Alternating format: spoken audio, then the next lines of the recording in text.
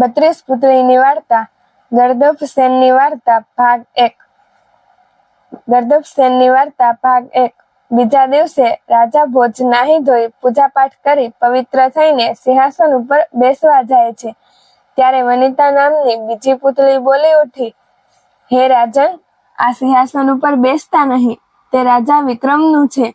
તેમના જેવા પરાક્રમો અને પરોપકારના કાર્યો કર્યા હોય તે જ આ સિંહાસન ઉપર બેસી શકે છે.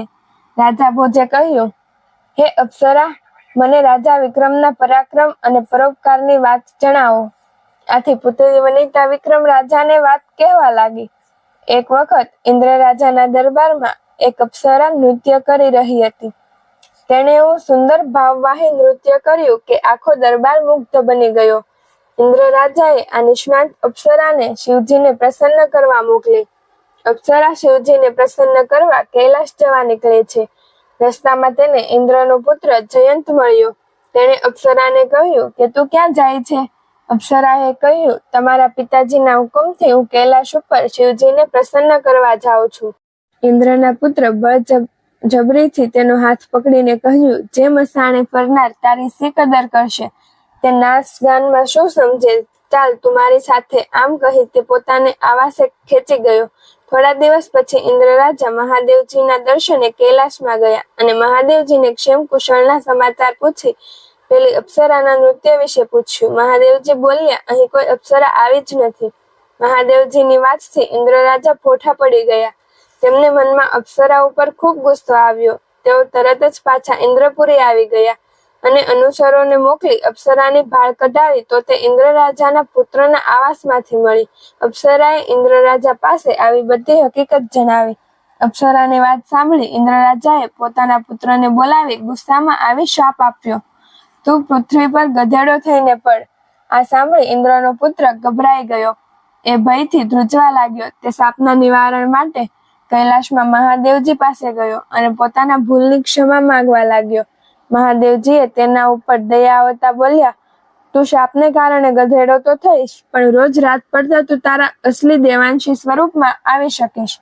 પૃથ્વી ઉપર તું 3 સ્ત્રીઓને પરણીશ. તેનાથી તને 3 પુત્રો પ્રાપ્ત થશે. થોડા સમય બાદ તારા ગધેડાના ઘોડિયાને કોઈ બાળી મૂકશે ત્યારે તારા શ્રાપનું નિવારણ થશે અને તું પાછો સ્વર્ગમાં આવીશ. ત્યારબાદ ઇન્દ્રપુત્ર સ્તંભ તીર્થનગરમાં કુંભારને ત્યાં ગધેડો થઈને અવતર્યો. એક રાતે ગધેડો માણસની જેમ બોલવા લાગ્યો, હે કુંભાર, તું રાજાની પાસે જા અને કહે કે તમારી કુંવરી મારા ગધેડાને પરણાવો. જો આમ નહીં કરો તો તેનું આખું નગર બાળી નાખીશ. કુંભાર તો ગધેડાને માણસની જેમ બોલતો જોઈને ચમકી ગયો કે સવાર થતા રાજમહેલે ગયો અને રાજા પાસે જઈને હાથ જોડીને કહેવા લાગ્યો, હે અન્નદાતા, મારા બોલવા ઉપર ક્ષમા કરજો. મારે ત્યાં એક બોલતો ગધેડો છે અને એ આપની રાજકુમારીને પરણવા માંગે છે. જો તમે એમ નહીં કરો તો તમારું આખું નગર બાળી નાખશે. એવી ધમકી પણ આપી છે. રાજાને કુંભારની વાત માન્યમાં આવી નહીં. તેણે આ બાબતે તપાસ કરવા પ્રધાનને કુંભાર સાથે મોકલ્યો. મધરાત થતા ફરી પાછો ગધેડો આગલી રાતની જેમ બોલવા લાગ્યો, પણ મનુષ્યની વાણીમાં ગધેડાને બોલતો જોઈ અસર પામ્યો. તેણે રાજા પાસે આવી બધી હકીકત કહી જણાવી. હવે આ બાબતે તપાસ કરવાનું રાજાએ પોતે વિચાર્યું.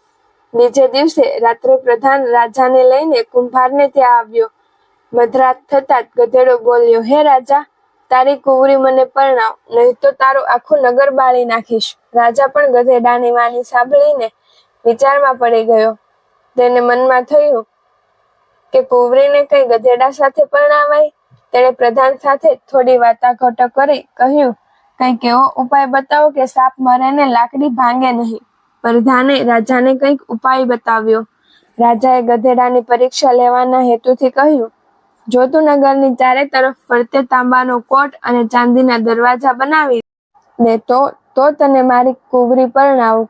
ગધેડાના સ્વરૂપમાં ઇન્દ્રપુત્ર બોલ્યો, મને તમારી શરત મંજૂર છે. તમારે જે જગ્યાએ કોટ કરવાનો હોય ત્યાં દોરી બાંધો અને દરવાજા કરવા હોય ત્યાં ખાલી જગ્યા રાખો. રાજાએ તેના કહેવા પ્રમાણે કર્યું. ગધેડાના સ્વરૂપે રહેલા ઇન્દ્રપુત્રે સ્તુતિ કરીને ભગવાન વિશ્વકર્માને બોલાવ્યા અને રાજાના કહ્યા પ્રમાણે કરવા કહ્યું. વિશ્વકર્માએ તરત સંકલ્પ કર્યો કે નગરની ફરતે તાંબાનો કોટ અને ચાંદીના દરવાજા બની ગયા.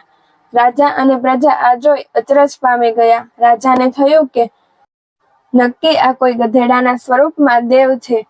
હવે વચન મુજબ કુંવરીને પરણાવ્યા વિના નહીં ચાલે. તે પોતાનું વચન પાળવા તૈયાર થઈ ગયો. તેણે સ્તંભ તીર્થનું નામ ત્રંબાવતી પાડ્યું.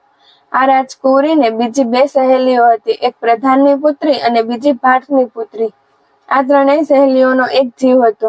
તે ત્રણેય એકને જ પરણવા માંગતી હતી. રાજકુંવરીની સાથે સાથે બીજી 2 સહેલીઓ પણ ગધેડા સાથે પરણી. રાજાએ ગર્દભસેનને રહેવા માટે મહેલ આપ્યો. તેના ગર્દભસેન પોતાની 3 રાણીઓ સાથે આનંદથી રહેવા લાગ્યો. ઇન્દ્રપુત્ર દિવસ દરમિયાન ગધેડા સ્વરૂપે રહેતો અને રાત્રે ગધેડાનું ખોળિયું ઉતારી દેવાંશી સ્વરૂપમાં આવી જતો. 3 સહેલીઓ રાજકુમારને જોઈ રાજી થઈ ગઈ. રાજકુંવર 3 પત્નીઓ સાથે આનંદ વિનોદ કરી રાત પસાર કરતો હતો. તેણે પોતાની પત્નીઓને કહ્યું, આ વાત કોઈને કરશો નહીં અને પોતાનું ખોળિયું કોઈ બાળે નહીં, તે માટે ચેતતા રહેવા કહ્યું. જો આમ થશે તો મારા દેહમાં પ્રાણ રહેશે નહીં અને આખું નગર બળીને ભસ્મ થઈ જશે. 3 પત્નીઓ પોતાના દિવસો આનંદમાં વિતાવા લાગી. સમય જતા 3 સગર્ભા બની. એક દિવસ રાજકુંવરીની માતા દીકરીના મહેલે એક રાતે આવી.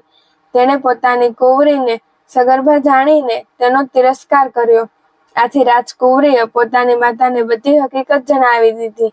રાજકુંવરીની માતાને મનમાં થયું કે જો આ ગધેડાનું ખોળિયું બાળી મૂકું તો જમાઈ ફરી ગધેડો બનશે નહીં. કાયમને માટે રાજકુંવર જ રહેશે. મારી દીકરી સુખી થશે. આ વિચારે તેને ગધેડાનું ખોળિયું બાળી નાખ્યું. ખોળિયું બળતાની સાથે ઇન્દ્રપુત્રના શરીરની ચામડી સળગવા લાગી. તેના આખા શરીરને બળતરા ઉપડે.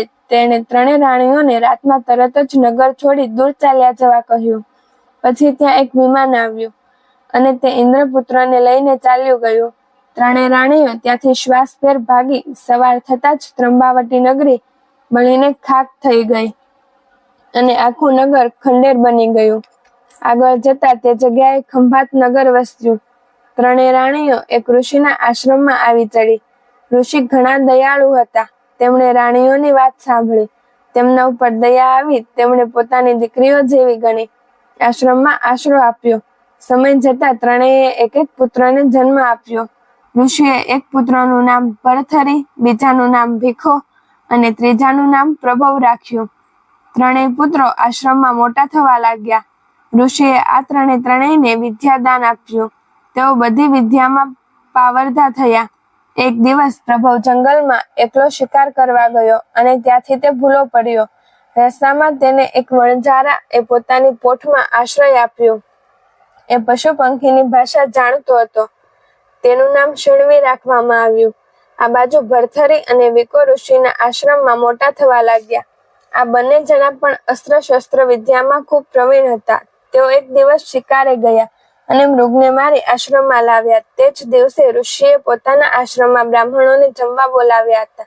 તેમણે આ બંને બાળકોની જોડે મરેલા મૃગ જોઈ આ બ્રાહ્મણો નારાજ થઈ ગયા અને ત્યાંથી ભોજન કર્યા વગર પાછા જવા તૈયાર થયા. ઋષિએ તેમને ઘણા સમજાવ્યા. ત્યારે બ્રાહ્મણોએ કહ્યું, તમે આ છોકરાઓને કાઢી મૂકો તો જ અમે જમીએ. ભરથરી અને વિકાએ આ સાંભળ્યું એટલે તેમણે કહ્યું, અમારા શિકારથી તમે નારાજ થયા છો. અહીંથી અમે ચાલ્યા જઈએ તો જ તમે જમશો. તેવી તમારી ઈચ્છા હોવાથી અમે 2 ભાઈઓ અહીંથી ચાલ્યા જઈએ છીએ. આમ કહી બંને ભાઈઓ ઋષિ અને માતાઓની રજા લઈ આશ્રમ છોડી ચાલ્યા ગયા. ભાગ 2 સાંભળવા માટે સબસ્ક્રાઇબ કરો પ્લીઝ.